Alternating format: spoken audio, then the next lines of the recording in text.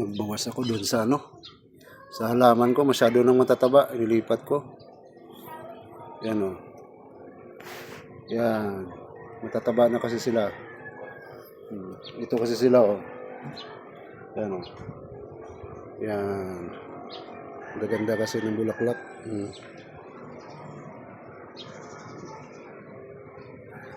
Ito isa. Yan. Binawasan ko muna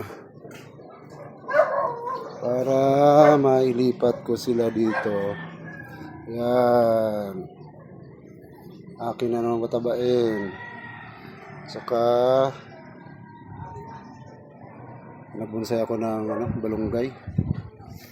Kasi nag-apas doon ang kapitbahay ko. Nangingi ako ng sanga. Sana mabuhay. Yan o.